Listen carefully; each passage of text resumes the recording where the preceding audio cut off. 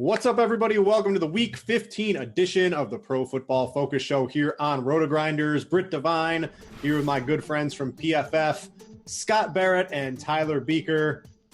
Scott, I'll start with you here. I'm on a nice little roll in football. It's been a good couple of weeks. It's going good in NBA. I'm feeling good, and I think I've got Week 15 figured out. Yeah, so I'm not in complete agreement with you. I feel like this week's pretty tough.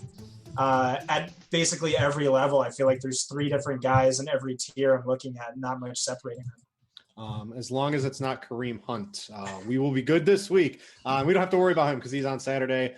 Tyler, Beaker, Tybo, my man, what's going on this week? Things are going well. NBA's going pretty smooth. Just ready to dive into the NFL slate here tonight. Yeah, let's have some fun for sure. So what we're going to do a little bit, we do have Saturday games, so we're going to do a little bit of a Saturday analysis as well. But first, I got a couple of things I got to tell you guys about that we're really proud of at RotoGrinders. On Sunday, we're going to give you a second screen experience from 1 o'clock all the way through the 4 o'clock games here on RotoGrinders. All your favorite hosts, myself included, are going to be rotating in throughout the day. We're going to have some interviews at the DK Live Final. That's going to start right at 1 o'clock. We're going to be watching the games, doing drafts with you, talking late swap, looking at the results DB, showing you all the cool tools on RotoGrinders that you might not know about. So if you're home alone and you're watching football and you want to chat with some of your friends, come right on to RotoGrinders Sunday at 1 o'clock, and we'll be doing something fun for you right here on Grinders Live. The other thing is, Scott, we just hit on this right before the show. FanDuel, they've got this new game type, Superflex. And I don't know what's happening at FanDuel, but it looks like things are changing at FanDuel. Finally, some innovation over there. The Superflex looks good. No kicker, no defense. You can use two quarterbacks. So real quick, you're playing one of these tournaments over there. We all know Superflex, quarterback. But is that the highest ceiling for the Superflex teams? I honestly don't know. I have to look at the pricing, but if it's anything like Fantasy Aces, just pay down as low as possible at quarterback. They jacked up all the quarterback prices on Superflex, though. There you go. So real interesting format over there. We're going to have a $500 free roll for it. Devin, spam the link in chat. I don't have chat open. You guys can join that. It's going to be fun.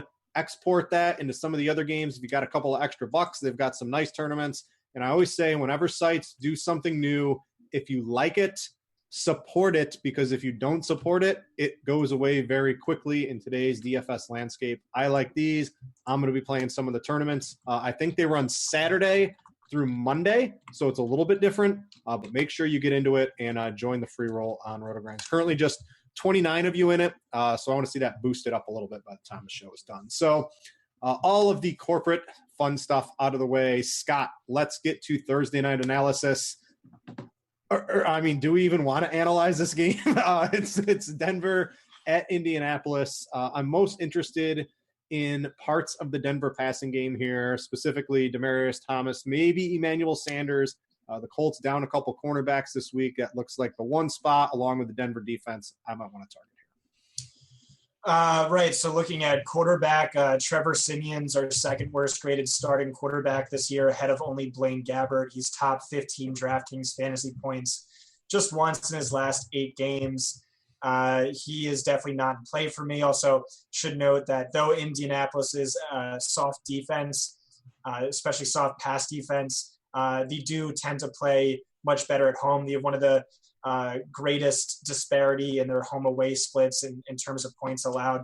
But yeah, if someone isn't play, it's going to be Demaryius Thomas. It's going to look gross if you just look at his box score and you see like all these games with 10, 11, 8 targets and just like 16 yards. I need him this week, Scott. In one of my season longs, I had the bye. I'm rolling out Demaryius Thomas this week, so I need him. So sell him here. All right, because I'm optimistic. So since week 9, he actually ranks 3rd among all receivers in expected fantasy points. He's seeing a tremendous workload, a lot of deep targets, a lot of near end zone targets, and just a lot of targets in general. Sanders might be in play. This is the first time he's practiced in full all week since week 11, but Thomas has seen a greater workload in terms of expected fantasy points in 7 consecutive games now. And the volume and production is just not close enough to push him near DT. So really Thomas is my play there. And the matchup's nice. Indianapolis is now on third and fourth string cornerbacks as starters after losing Vontae Davis, Rashawn Melvin. Now slot cornerback Nate Hairston looks out too. And already Indianapolis was giving up the third most fantasy points per game to outside wide receivers. Thomas is only the 29th most expensive wide receiver on DraftKings. He's probably my top value there, though, of course, still a good amount of risk just given Simeon's performance of late. If you want to look at a running back, you'd look at C.J. Anderson, who has seen 57% of the team snaps of the last 2 weeks, though it's still a three-way committee, 73% of the carries, 42% of the targets. Indianapolis is allowing the 10th most fantasy points per game to opposing running backs. Still definitely not on this play. There are way more cheap running backs to look at. Tight ends are not in play, and that's it. Denver defense too. Indianapolis overtime game. I know it was like this snow game, so when you fall to the ground in the snow, maybe there's some extra padding. But I don't know. I feel like they might be beat up a little bit, Scott. And the Denver defense, I don't know. They're kind of going back to the old Denver defense here, facing Indy on the short week. I don't know. I don't hate the Denver defense. They were the nuts last week. I don't see why they can't help you out tonight if you want to use them. Tyler, I don't know if you've dug up any secret statistics here on the Colts, but I'm having a hard time finding anything I want to do here. You got anything for me? No, the secret is they're all L's. I'm loading up on Thursday this week. I'm playing more volume, hoping people have gotten a little smart, but hoping that people load up on this in before 70 points are scored tonight, right? Yeah, so it's actually a really fun 16-game slate. It just starts off terribly. Yes. So it's a great week to enter and fade. Jacoby Brissett, he's regressed terribly after breaking out since his trade to the Colts. He scored 20-plus fantasy points just once in his last 8 games. He continues to get sacked mercilessly. He leads the league in sacks and QB hits. I think Denver's pass rush should look elite tonight and look actually pretty good here. Denver has allowed the 5th most passing touchdowns of 20-plus yards this year.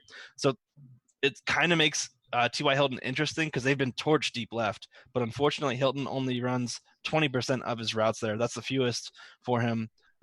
Maybe the coaching can find a way to utilize him there. So I wouldn't really be shocked if we see a big touchdown by Hilton this week. We've seen all year he's a boom-bust guy, but he's really difficult to rely on, even here in GPPs this week, considering we have so many games to choose from. Denver's allowing the fewest receptions and receiving yards to opposing wideouts. So it's really just grasping at straws here. And Jack Doyle, he's been on the decline as of late. Brissett's struggles have also translated to Doyle's as well. After averaging 9 targets from weeks 6 through 12, he's seen just 8 total targets over the past 2 weeks. I think Doyle's just a tournament play only because we have seen some tight ends be successful against Denver, but it's just really difficult to say with much conviction. Mm-hmm. And as far as the running game goes, can Frank Gore is he going to be on crutches pregame here? 36 carries. Marlon Mack, is this like a sneaky play? I think it's interesting. If I were playing some leftovers from the Monday to Thursday slate, I would probably try to play some Mac, but that's about the only way to. 36 carries, man. I'm amazed if Gore's still able to get out of bed like these days. Mac, he just doesn't see enough volume, so it's really tough to try to play Mac here this week again. Like I said, I would just play him on the Monday through Thursday back end. There's really no one to play here. A lot of people too with the Thursday slate. They're gonna listen to this on podcasts over the next couple of days. Scott, let's talk about some of the Saturday stuff. People you might want to include. I'm basically fading this on all mine.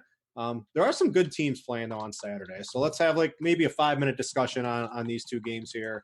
If you had to pick 1 or 2 of your favorite plays from the Saturday slate, we got the Bears, the Lions, the Chiefs, the Chargers. You got anything good for me?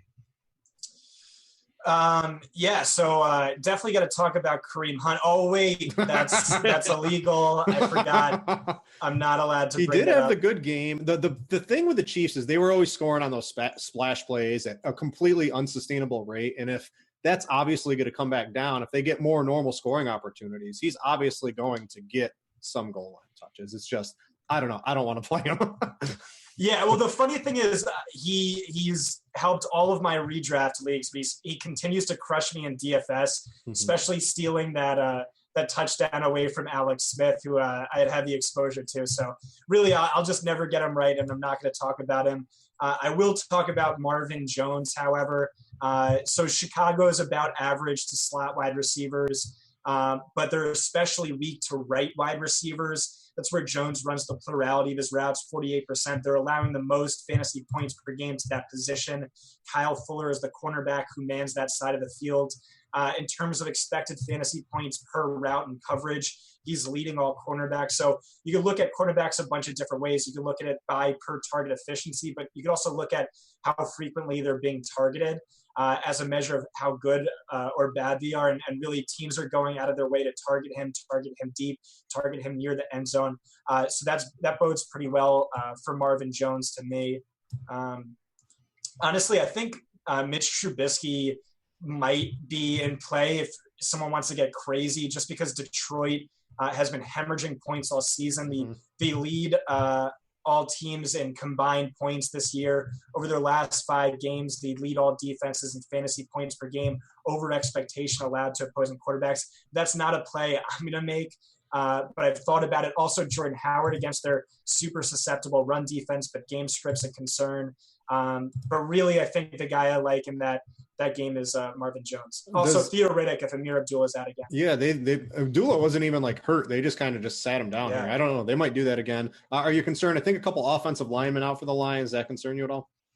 Not for Theo Riddick. Arguably, that might help him as a pass catcher.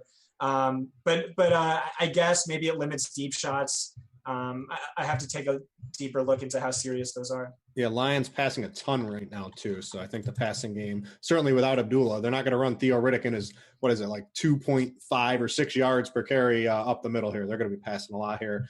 Tyler, what do you got for me? I mean, you could talk about a couple of players you want here. What are some of your favorite targets if you're going to be using these on the Thursday slate? Yeah, Scott touched on it briefly, but I really like Jordan Howard here. Lions have given up a ton to the running back lately. Over the past 4 weeks, they've given up the 5th most rushing yards and the most total touchdowns to opposing running backs. But the thing with Howard is he's as game script dependent as they come, and you're paying a lofty price for him. I like him on FanDuel, but that's about it. Keenan Allen is a guy who's just been crushing it lately. I think we'd be remiss to not mention him. 100-plus yards, 4 straight games, 4 total touchdowns over that 4-game span. And if you let's see. So I'm gonna budge in here. If you were using Scott's Mitchell Trubisky, are you using Kendall Wright, Dontrell Inman? How are you going to approach the passing attack there? Are you just going to go naked Trubisky and hopefully, I don't know if naked Trubisky is a good thing, but are you just going to kind of pass it around? Hopefully he does his thing. Yeah, so that was really interesting last week, the target distribution. Not really sure how that is indicative going forward. I'm not super into the who's the slot guy? I'm sorry. Kendall Wright play. I'm not super into that. I'd rather go back to Dontrell Inman if possible. But honestly, I'm not playing any Trubisky. Yeah, I don't know about that. I think there's other cheap plays if you're mixing around at quarterback too. That's just some of our thoughts on the Saturday slate. Some of you guys will be listening to this over podcast over the next couple of days. So I want to touch on that. So let's get back into the heart of the show. We're going to do a stud, a value play, and a dud at each position. Maybe we'll do it just a smidge quicker, especially towards the end here. But let's talk quarterback. There's one quarterback I want this week. He's on all my DFS cash game teams. He's on my one season-long team that I got in the semifinals. It's Russell Wilson. It's late season Russell Wilson, and he's going to go ham against the Rams. Oh, yeah, he's definitely going ham. When the temperatures drop, Russ just seems to get much hotter. He's thrown multiple passing touchdowns in 8 straight games. 8 straight games while running for 40 yards and or a touchdown in half them. Guy just has an immense floor. He's only scored below 20 fantasy points once during that 8-game span, and he still managed to get 19.4. I just love his matchup here with the Rams as well. Could be a high-scoring duel. The Rams have scored 26, 32, and 35 points over their last 3 games. The Rams' pass defense has been struggling as of late. They rank top 6 in most passing yards and top 6 in most passing touchdowns over the last 4 weeks. They've also recently been hit by the injury bug. They'll be down their number 2 cornerback, Kayvon Webster. He has been playing opposite Tremaine Johnson, and Webster tore his Achilles. That slides in 3rd-year undrafted free agent Troy Hill as his replacement. So I really like the idea of Russell Wilson going against a thinned-out secondary. Just makes him a very, very strong play this week. Yeah, Carson Wentz looked like the MVP And I think Russell Wilson is going to win the MVP, and he's going to look like an MVP at home this week, too. I also love Jimmy Graham. If Trey Burton and Selleck are going to score touchdowns, I think Jimmy Graham might find the end zone here as well. Scott, I thought this stat here, it's definitely confirms a bias we all have towards this guy as being a guy you want to play at home here. I'm going to steal a little bit of your thunder. I saw this earlier in the week here. So his 10 highest fantasy games have all come at home since 2014. What quarterback do we only like to play at home? That's Big Ben here. You got some really good stats here as well here. So let's load up Big Ben, load up Bell, load up Brown, and just go to town. Right. So I'm typically known as more weary about various splits than I am, just because I'm known for the home road splits. That's my thing here from AJ Green, long time ago. Right. But you could also look at Odell Beckham Jr., who averages like 8 more fantasy points per game in even numbered weeks than odd numbered weeks. So you could really, on a small sample size, play with the numbers to come up with anything you want. But this is something I really do believe in. It's backed up by just a league-wide trend. I've done so much research into this offseason, splitting it by passer rating. He's the best quarterback in the league at home. He's the 5th worst quarterback on the road over the last 4 seasons. Same thing with fantasy points per game. Since 2014, he averages 8.6 fantasy points per game more at home. His pass rating jumps by 20.2. I haven't been able to play him because he's been outside of the main slate. Yeah, I mean, nobody wants to play these Sunday night premier games. Nobody wants to play those at all, right? But I have been higher on him in my rankings than almost anyone else, and that's helped me on the Fantasy Pros contest. His last 3 home games, he's finished QB2, QB1 overall. Pats are giving up the 4th most fantasy points per game over expectation to opposing quarterbacks. The Pats rank 2nd in plays per game. They have been better recently, but still, I think this game's going to go way over its total, and it's already super high. So I like Ben quite a bit. I mean, Jay Cutler just ripped apart the Patriots. Do the Steelers have hidden cameras? Do they have mics in the locker room of the opposing team here? Like, what is with these home road splits? It seems to be real. Fire up Ben Roethlisberger this week. I think that's a great play. All right, we're gonna go to Tyler's value play, and then we're gonna go right to Scott's dud play, because we've got a battle brewing here over Blake Bortles. So let's see in-house PFF Royal Rumble who's gonna win. All right, let's go, Scott. All right. This game opened with Jacksonville being an 11-point favorite at the beginning of the week. Positive game script isn't a bad thing for Bortles. In fact, Jacksonville was a 10-point favorite last week when Bortles went for over 28 fantasy points.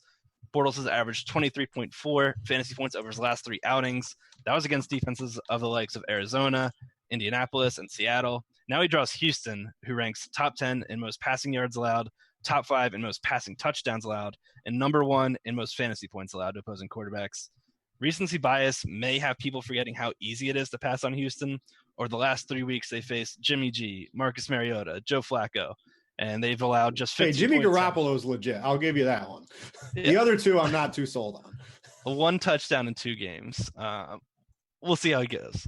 I'll just say that. But the other 4 quarterbacks before him were Gabbert, Brissett, Goff, and Wilson, a mixed bag there as well, but they've averaged 28.4 fantasy points. I really think that Bortles has a very high floor this week.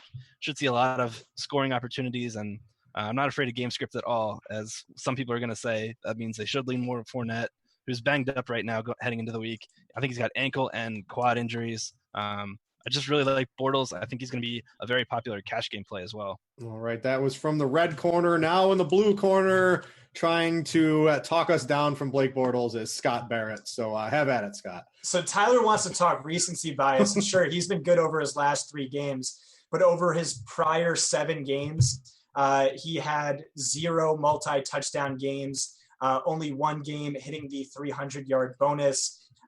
Really, I just want to break this down into 2 points. 1, he's Blake Bortles, so that's why you shouldn't play him. But 2, this is the league's most run-heavy team, and they're 11.5-point favorites against TJ Yates, who couldn't beat out Tom Savage. I will have one asterisk on this, and that is if Fournette is out, Bortles becomes a significantly better play in my estimation. But as it stands, I'd rather play someone like Nick Foles, who we'll get to in a little bit. Yeah, Fournette, it looks like he finally got up to a high percentage of snaps, but then he pops up on the injury report. So we got to see how that is. The latest thing, Fournette said his quad injury shouldn't prevent him from playing. But again, it's Thursday. We got to see what happens Friday and Saturday. Call me crazy. I think Fournette plays because he knows he's going to get his 100 yards and a touchdown here. So I don't know who won that, but here it is, PFF Royal Rumble. Tyler, let's go back to you on your dud. Pretty strange dud, but if you've been avoiding this player all season, you've probably made a lot of money, or you haven't had a chance to win money, I should say. Drew Brees, giant home favorite here against the Jets here. Why you hating on him? It's more just the price. He's the top 5 guy on both DraftKings and FanDuel. It's just a very high price to pay, considering he's top 20 fantasy points just twice over his last 10 games.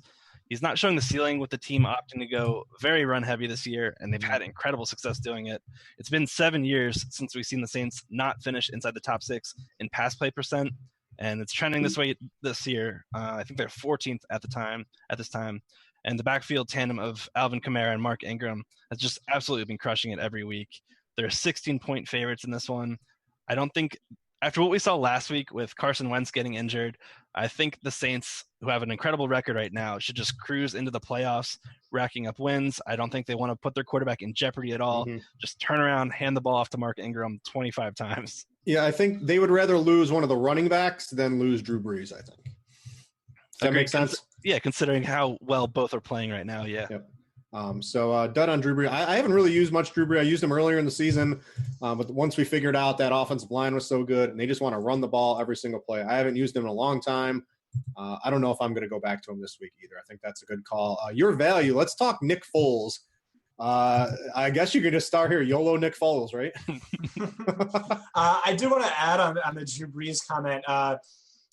I was up late last night. I was going to tweet something out where I looked at every single instance of a team totaled by or with a spread over 16 over the past 15 years. I bet every quarterback crushes, right? No, they either have 4 touchdowns and 220 yards, or they bust. But my computer shut down and I didn't get to tweet it out. But whatever. So YOLO Nick Foles, Giants ranked 3rd worst in opposing passer rating, 5th worst in fantasy points per dropback. They lead all defenses in plays of 30 or more yards, with 7 more than the next closest defense. They're going to be without Janoris Jenkins. They're going to be without Eli Apple, slot cornerback Dominique Rodgers-Cromartie, who's great, is playing a demoted role for whatever reason. I don't know. He played on just 40% of the team snaps in week 15. Their top-graded defender in coverage, one of my favorite players in the league, safety Landon Collins, is questionable for Sunday's game, dealing with an ankle injury.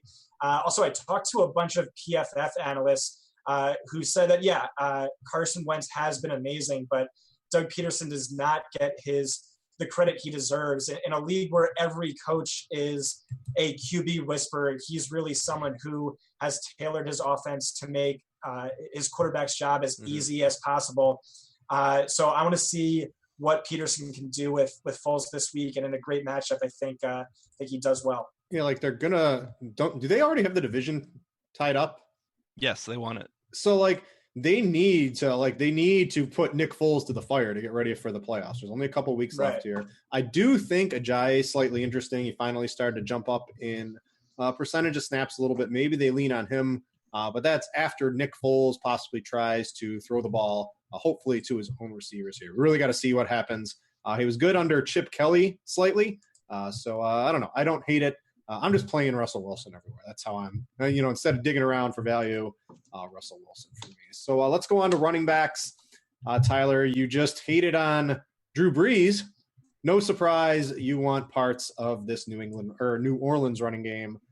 Mark Ingram, probably the late game hammer, in my opinion. Yeah, it should just go off this week. Without Josh McCown in the picture and Bryce Petty taking snaps for the Jets, I think this game could be put on ice early by the Saints. 16-point favorites. I mean, that's not common in the NFL.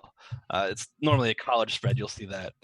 Alvin Kamara left last week's game early with a concussion, but he has put in back-to-back full practices, so I wouldn't really be shocked if he does play a good amount, but I'm also kind of worry on that considering he's been electric on limited touch.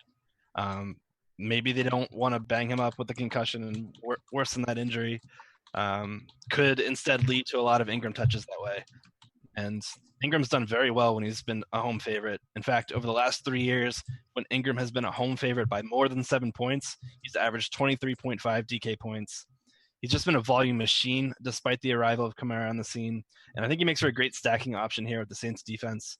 Should put them in great field position the entire day against the Jets. I mean, it's just going to be a ton of sacks and turnovers by Petty. I'm expecting a lot of volume here for Ingram this week. Yeah, I absolutely love that as well. Scott, I don't know if we want to spend a ton of time on Le'Veon Bell because play Le'Veon Bell. The only running back approaching his workload, Kenyon Drake, who we'll talk about in a little bit here, but he's like mini Le'Veon Bell right now. He's at home. He's against New England, who's not very good right now, in my opinion. Play Le'Veon Bell. Right. If you want to keep this short, Patriots' run defense is one of the worst in the league. And there's the argument that the Patriots try to scheme away an opponent's top weapon, but Le'Veon Bell's fared really well against Patriots throughout his career. Man, good stats. What do you got here? Give me the stats on those. I think those are pretty good. All right. They rank dead last in yards per carry allowed. They're allowing the 5th most receiving fantasy points per game to opposing running backs. In games So last year in the playoffs, Bell played on just 11 snaps, but saw 6 touches on those 11 snaps before leaving with an injury. Before that, he averaged 21.4 fantasy points per game, despite not scoring a touchdown against them. Yeah, play Le'Veon Bell, guys. Don't try to get cute this week. Value. This is interesting. There's a couple of value guys specifically on DraftKings. Scott's going to get the chalk guy and Kenyon Drake. The other 2 guys, this is where I'm having trouble, Tyler. It's Alex Collins. It's Samaje Perine. They just fit into a lot of the lineups I make here. You want to talk about Collins? Let's have a debate between him and Perine. Which one's going to win out? I honestly love them both. All 3 of those guys are in play. I just decided I've been taking the easy plays this whole season. I'd let Scott get the easy guys at running back. Alex Collins, though. Scott needs a breather after that beatdown you gave him on Bortles, right? Yeah. He's up against the ropes.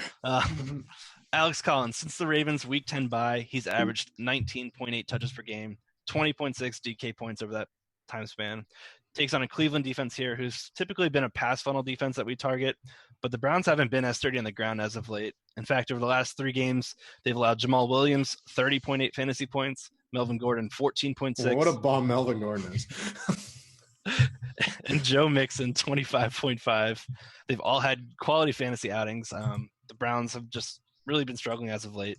Collins ranks 7th among all running backs in our elusivity rating, basically forcing a missed tackle. He's forced a missed tackle on every 4.5 touches. He also ranks 8th in yards after contact per attempt. So not only is he forcing missed tackles, he's getting a lot of yardage afterwards.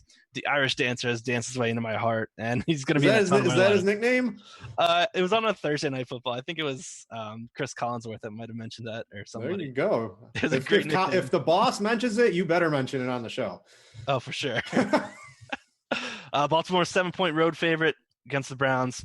He's seen a ton of volume. Love this play here for Collins. Yeah, Collins 2 yards per carry. I think he's 4th in the league behind Alvin Kamara, who's just ridiculous. Cam Newton, and somehow Deion Lewis is up there too. But Collins is 4th.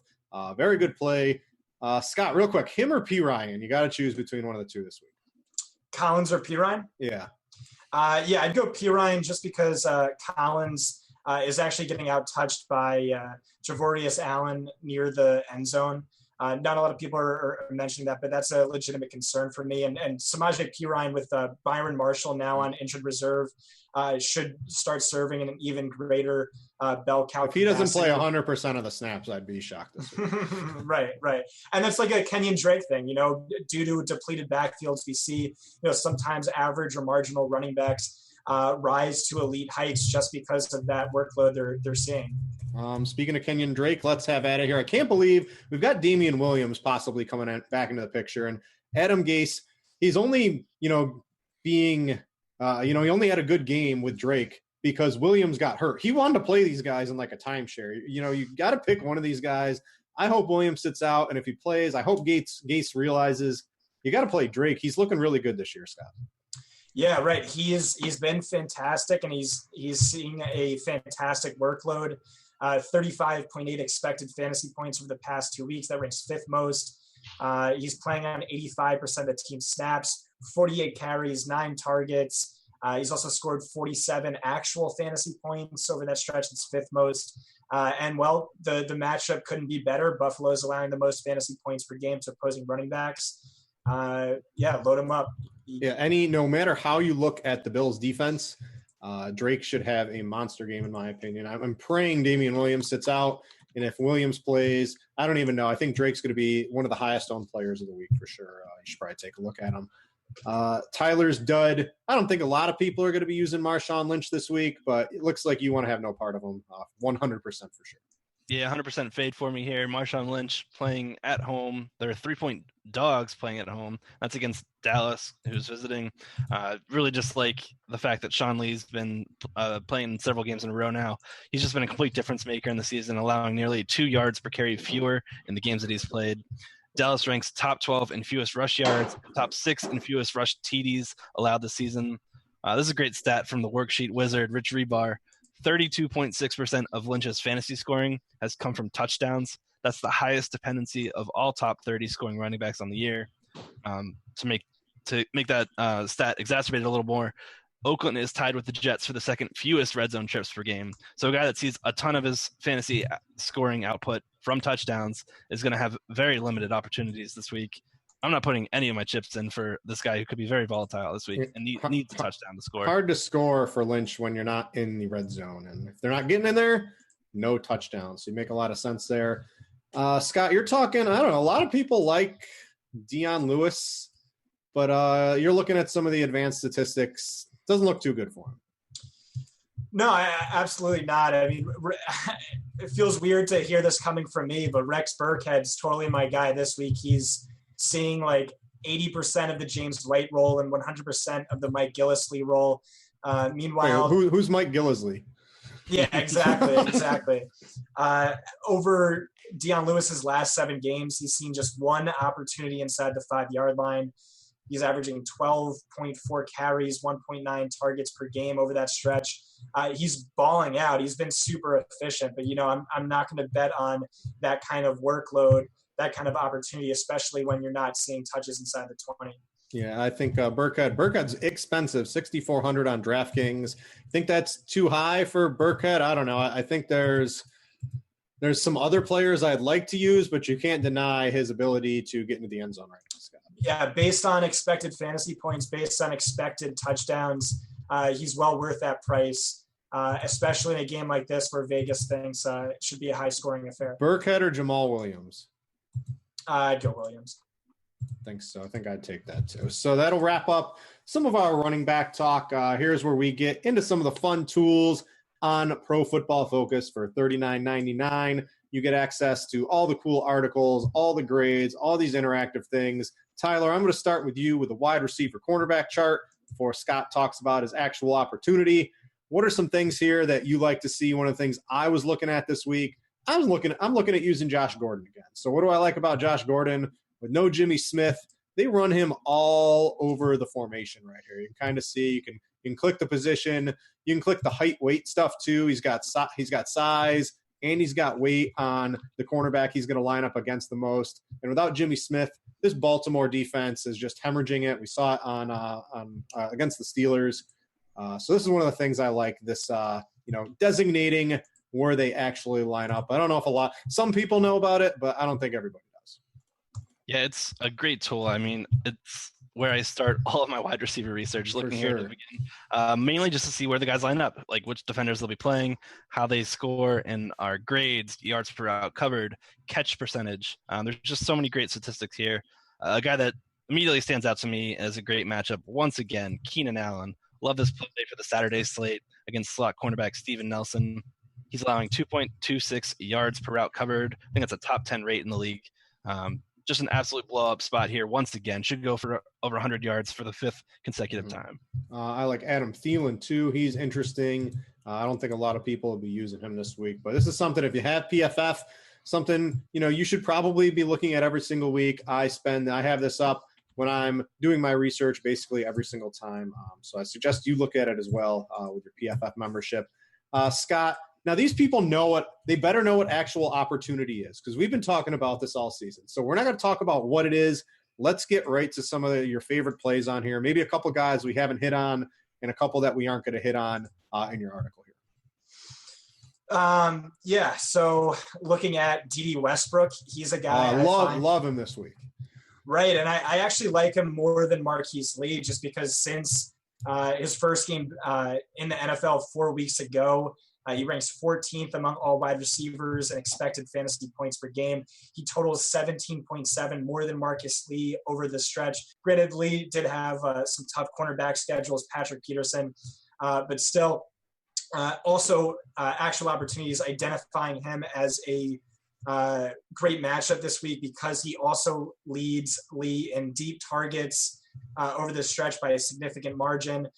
He ran a 4.34 40-yard dash in his pro day last season, and Houston ranks bottom 5 in fantasy points per game, fantasy points per target, surrendered to opposing wide receivers on deep passes. We can look at Travis Kelce, a guy we shouldn't sleep on. He's just dominating all tight ends and expected fantasy points over the past 5 weeks.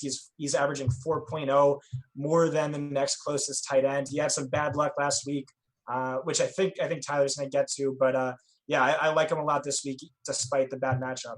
Yeah, Travis Kelce, superstar. If you're he's on one of my my season long team that I keep talking about here. I think him and Russell Wilson. These are these guys are my MVPs in my team, because at a volatile position, you basically know what you're getting out of Kelce every week. Nobody's giving you this upside, not even Gronkowski this year. So I absolutely love Kelce. And these are just a couple of the tools at Pro Football Focus. There's so much more. It's just $39.99. Go check it out. If you don't have it, you can still get it late in the season. I'm telling you, all the cool stuff, all the grades, the interactive matchups. You can click on a team, and it brings you up the Browns against their opponent, and you're just against Baltimore, and you can see all the grades of all the players. It's some really cool stuff. So go check it out over there at PFF. Let's keep it rolling here. Tyler, let's get into some stud wide receivers. I don't know about this one. So last time he was in a dome and he had one of the performances of the career. This time he's got to go outdoors. I know the matchup's amazing here. You want Julio Jones. I'm taking Antonio Brown. Let's put some cheese on this week if you want to. All right. I think you're going to see a lot more ownership in your corner. Way more ownership. Way more. So I'll be pivoting to a guy who has a similar ceiling at a fraction of the ownership. Julio, we just saw it in our wide receiver cornerback matchup chart. He leads the entire subset of wide receivers this week in our advantage. He's our number 2 graded wide receiver. Antonio Brown's number 1. I'll give you credit there. But he's just been a complete stud. Put up 40 points last time they faced each other. Could be 50. In his 11 career games against Tampa Bay, he's averaged 7.3 receptions, 123 receiving yards, and 0.9 touchdowns. That's his baseline. I think this guy has a chance to just go absolutely nuclear once again this week. We're going to see a ton of people pay up for Le'Veon Bell. I think I'll be going a bit contrarian and paying up maybe with 2 or 3 high-priced wide receivers instead, and Julio will be one of them. Yeah, Julio, do you think the second time around they're like, man, this Julio guy, he had all these yards and these touchdowns. Maybe we should, put some coverage on him. Are you worried about that? Not at all. If you go to Pro Football Reference and look at Julio's games versus Tampa Bay, game after game after game, big stats. Not worried about it whatsoever. All right, Scott, let's talk about Antonio Brown. 59 targets over the last 4 weeks, I believe. Here, let me see here. Yeah, I believe that's a correct stat. Going up against New England, you're not going to be the only person in a tournament this week with Ben Roethlisberger, Le'Veon Bell, and Antonio Brown. You got to do some funky things to get all of them in there. But if you're doing that, just know you're not going to be the only person doing that this week. Yeah, no, I understand. And definitely, Tyler gets first dibs on the sheet, so he's made my life difficult all season. But this week, I just wanted to take it easy on myself, kick my feet up, and go with the easy Antonio one. Brown, yeah, he's come on. Good. Yeah, well, don't even need to really expand on this, but Yeah, he's on pace for a historic wide receiver season. It would rank 3rd all-time in receiving yards, 8th all-time in fantasy points. Again, Patriots sell out to stop top options, but Antonio Brown averages 17.2 fantasy points per game in his career against New England. Should be a high-scoring affair. Worst-case scenario, could be plenty of garbage time. I don't know, but I don't see him busting this week. I will say it's maybe harder than you're letting on to outscore Julio Jones, who dropped a 50 burger 3 weeks ago. Antonio does like 40 every single week. I mean, come on. That's a fair point. Yeah. I don't know about that. They're really tough. I would say I haven't looked at the ownership from Jamino yet, but I would imagine Antonio Brown probably triples up Julio ownership. Does that sound reasonable to you, Tyler? Maybe double, triple. I don't know. Just considering Antonio Brown could have a very high percentage. I think Julio might be close to him, though. I don't know. I think at least double, possibly even triples him up. Maybe I'd say double, yeah. In my head. Let's go back to one of your value wide receivers. And maybe this is because you're fading Antonio Brown. You want Juju. I think Juju today, this is probably after you wrote this up, but I think I saw something where he popped up on an injury report today, but sell me on Juju. Oh, you got me nervous there. Yeah, limited at practice today with a hammy. Okay, yeah, so that'll be something to monitor. But heading into this game, 53-point total. We're going to see a lot of people focus on Tom Brady, Gronk. We're going to see them focus on Big Ben, Le'Veon, and Antonio Brown. I'll be trying to get the ancillary pieces, the Rex Burkheads, the Jujus, just little, the Chris Hogan. Yeah, the Chris Hogan, the cheap little pieces where I have access to this high-scoring game without having to pay a ton of my salary in the process. I just really like Juju here for a number of reasons. After serving his 1-game suspension, he should be in a great spot here. Well, the hamstring's kind of worrying me now. But I think he had a hammy earlier in the season too, if I remember off the top of my head. I know something did hamper him. But Big Ben is coming off a monster game, just threw for 500 yards against a tough Ravens secondary. Prior to Juju's suspension, he ranked 4th over his last 4 weeks played in yards after catch. It's something that I've been trying to focus a little bit more on, considering wide receiver cornerback matchups. I don't know. We've dove into that before, but I won't go into it right now. But I think yards after catch is a stat that I want to dive into a bit more in the offseason. But I think he draws a really exploitable matchup here against slot cornerback Jonathan Jones. He's allowing the highest yards per route covered among New England's starting cornerbacks, who have done a pretty good job of shadowing each of their respective wide receivers for the past few weeks. Juju is certainly more of a contrarian option, which is what initially made me gravitate toward him. I just think he's a great way to gain access to this game. Should see a lot of volume, should be a shootout. I just really like him as a value play. Yeah, the hammy, it was about 3 or 4 weeks ago, kept him out of a game. Got to see how that is. I don't know if it's the same leg or not. That's something to keep an eye on for Friday. He got in a limited practice today. I don't know. He's probably going to suit up, in my opinion, for getting a limited practice. A wide receiver for Mr. Scott Barrett. Jameson, Irish, Crowder. I like Kirk Cousins, and this is very easily the exploitable matchup for the Washington passing games. Right. He runs 75% of his routes from the slot, which means he'll avoid Patrick Peterson. Cardinals are surrendering the 10th most fantasy points per game to opposing slot wide receivers. He averages 9.2 targets per game over his last 6. Way too cheap. Yeah, sign me up. Play Jameson, Crowder. I want to throw a couple other names against the wall here and see what sticks here. So I'm looking at guys. Josh Gordon this week. He's someone I'm looking to use this week. Does anyone have any hot takes on Gordon? I know he's 6,800. We've got Jordy Nelson. A lot of people are talking him. Aaron Rodgers wants to juice him back up, apparently. He said here he wants to get Jordy back the ball. Jarvis Landry seems to catch touchdowns every single week now. Tyler, you got any thoughts on those 3 guys? 3 guys I'm heavily considering. Josh Gordon's interesting. I think we'll continue to see him get a lot of ownership, considering he's just a superstar that people have been dying to play. I think I'd rather play Corey Coleman, who should come in at a fraction of the ownership. I do like the other calls, though. Yeah. Scott, and two cheap plays, too. So there's who's the Carolina receiver? Demarius Byrd. No. What do you know about him? He's fast. He's athletic. And then who was the one Giants receiver last year? Roger Lewis, but he's hurt. Yeah, so we got those guys. You got any interest in either of those 2 cheap plays this week? If Lewis suits up, 11 targets last week. So if Lewis, like, let's say hypothetically practiced in full all week, I would much prefer him over Bird, and it wouldn't be close. As it stands, I'm definitely souring on Lewis, and I'm probably have zero exposure to Bird. And then D.D. Westbrook, we talked about him. Lots of wide receivers in this mid-tier I think you can give a play. Tyler mentioned Corey Coleman. I think he's interesting. Everyone's going to go to Gordon. Coleman can certainly get a gun too. His matchup, just as good as Josh Gordon. They move him all around the formation as well. A couple of dud wide receivers. Tyler, I don't know. We talked about Marvin Jones, and you want to dud on Golden Tate on these Saturday night slates. So if you're playing that super flex thing on FanDuel, the free roll that we have, Devin, go ahead and blast that link back into chat if you have it handy. Why no Golden Tate? Well, particularly on FanDuel, with their half PPR scoring, Golden Tate's not a guy you normally want to target heavily there. But I think it was Evan Silva that pointed out Golden Tate has really struggled against Vic Fangio's defense. Over his past 4 games, he's put up the following receiving stat lines: 3 for 32, 6 for 58, 1 for 1, 4 for 34. Hasn't scored a touchdown, struggled against the coverage there. Bears slot cornerback Bryce Callahan has been a top 12 slot cornerback this year. He ranks number 35 overall among all of them. He's held opposing wideouts to just 0.89 yards per out covered. That puts him in an elite category over guys like Desmond Trufant, Marshawn Lattimore, AJ Boye. Callahan's posting a better yards per out covered than them. While we certainly have volume to worry about with Tate, he's already had 100 targets on the year, but he's less than 8 per game. So I'm not really sure if he's seeing the number of volume we've typically seen from him with the emergence of Marvin Jones out here.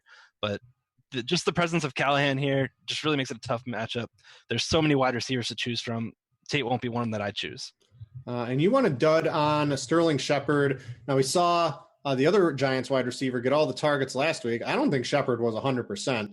And I think he practiced Wednesday, but he was limited today here. Are you just not concerned he's healthy at all? Yeah, that's definitely a concern. Like I said, I much prefer Jamison Crowder. Mm-hmm. He had the easiest matchup possible last week. Cowboys were allowing the most fantasy points per game to slot wide receivers. He totaled just 16 yards. The Eagles, meanwhile, are allowing the fewest fantasy points per game to opposing slot wide receivers. And that's where he runs 83% of his routes. Patrick Robinson has been fantastic this season, our number 3 graded cornerback. Pass on Sterling Shepard. I would agree on that. Moving on to tight ends. Tyler, stud of the week. We already hit on him a little bit here, but let's talk about Travis Kelce. Again, this is one of those Saturday plays. If you're playing these Thursday games, don't forget about these Saturday ones. I think this was one of my rookie mistakes, like my first year playing NFL. I forgot to check my dummy lineup one time on these Thursday night games, and I had like 3 players who didn't even see the field on my Thursday game when these Saturday games first got introduced. So make sure on Saturday, if you're running dummy lineups, you don't have them in there. Quick little tip here. Let's get Kelce onto some of those teams. Yeah, for sure. Last week, he killed a ton of lineups. I'm sure I'm not the only one who was tilting from his lack of I had Alex Smith, but I faded Kelce, so I was like, I don't know which side of that I wanted. That's tough because Kelce and Smith could have been in for a monster stack. I'm going to go back to the well here. Process over results. The Chargers aren't particularly strong or poor against opposing tight ends, but the sheer volume that Kelce sees makes him nearly matchup proof. He's averaging 8.2 targets per game, nearly 15 fantasy points per outing. He ranks first in both reception and receiving yards, and second in receiving touchdowns among all tight ends this season. He's 7th in the NFL in red zone targets. I don't see why you'd like to fade him here. I think he's a great play. Yeah, I think you can go ahead and fire up Kelce. Scott, you want to play a tight end who is against a team who's number 1 in DVOA against the tight end and is the 3rd toughest pass success rate against them as well over the past 6 weeks over on Sharp Football. But I'm with you, my friend. I don't care. Gronk smash getting in the end zone at least once this week. So Pittsburgh's been one of the best defenses against tight ends this year by, like you said, almost every metric you can look at. Definitely agree. But what's interesting is over Gronkowski's career, he has 3 career 29-plus point games against Pittsburgh. That's in just 5 career games against Pittsburgh. And he still went over 90 yards in the other 2, and one of which he also scored a touchdown. For perspective, Jordan Reed has just 3 career 29-plus point games, period. He's Rob Gronkowski, and what Gronkowski typically does is he gronks. And I think he's going to Gronk. Yeah, he Gronks and he smashes. I think that's what he's going to do this week. And you can really see they missed him in that lineup. They can live without Gronkowski or Edelman, I think, but they can't survive without both of them. And I think we saw that a little bit last week. Gronk too, like a guy with some injuries gets a week of rest in the middle of the season. That sounds pretty good for Gronkowski, in my opinion. He's going to come back fresh. I like that play. It's really tough to pay for him and get pieces of Roethlisberger or Bell and Brown. But if you want to be a little contrarian, I think you can use Gronkowski pretty easily this week. Value play. So I did the cash show for our premium members here on RotoGrinders earlier today, Tyler, with Chop and Hoop. And we originally had in Jimmy Graham, but we wanted to play all the other really good players. So we had to drop from Jimmy Graham down to Charles Clay. He's 3,000 on DraftKings. And with Tyrod Taylor back, the Dolphins stink, I believe, against tight ends as well here. It looks like a pretty good matchup. Yeah, I'll keep it simple. You summed it up pretty well there. Clay is one of the few value plays I can play with any conviction. Value plays are very hard this week. I feel like you either have to pay up or try to guess with which one. But Clay's a guy I think you can roster safely and confidently. He's got a great matchup here against Miami. They're allowing the second most fantasy points to opposing tight ends. In fact, they rank top 10 in most receptions, receiving yards, and touchdowns to the position. It's also the mini narrative of him playing his former team. Last time he played Miami, went off for 85, and 2 scores. I think Clay's a safe play now that we know Tyrod's playing. Yeah, I think Clay on DK specifically. I haven't looked at what his price is on FanDuel, but that 3K really allows you to do some of the things you really want to do with your lineup this week, like play the good players from the Steelers-Patriots game. So I think Clay's going to kind of inch up in ownership as the week progresses. Delaney Walker for you, Scott. Not as cheap as Clay, but I don't know, the only passing option they have in this offense right now. I don't think Mariota, I don't know if he's just been hurt all season, but he's not having a good year, but he just still kind of funnels tons of targets to Walker every single week. Right. So he's a guy who stands out in terms of expected fantasy points. He's really cemented himself as the team's top receiver, especially in recent weeks. Over the last 5 weeks, he ranks second among all tight ends in expected fantasy points per game. He ranks fifth over the course of the full season. He's been fairly efficient as well.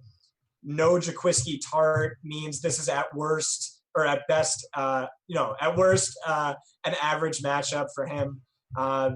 So like Walker, I think he's way too cheap given expected workload.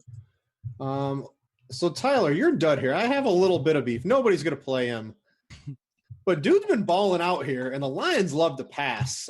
They have no run game anymore. If Abdullah sits, they're going to be passing a lot. They pass a lot in neutral situations. It's just getting Ebron targets. And I don't know. I don't hate Eric Ebron this week. So why do you got him as a dud? Because last week was pretty fluky. He went off 10 catches, 94 yards on 11 targets. We've been waiting for like 5 years for this to happen. Imagine if that happened week one. Like everyone would be chasing Ebron, waiting for it to reproduce like week after week after week. But it's been a really tough year trying to roster Ebron. It's only the second time he's cleared 50 yards this week. It's the first time he's had more than 4 receptions in a game all year.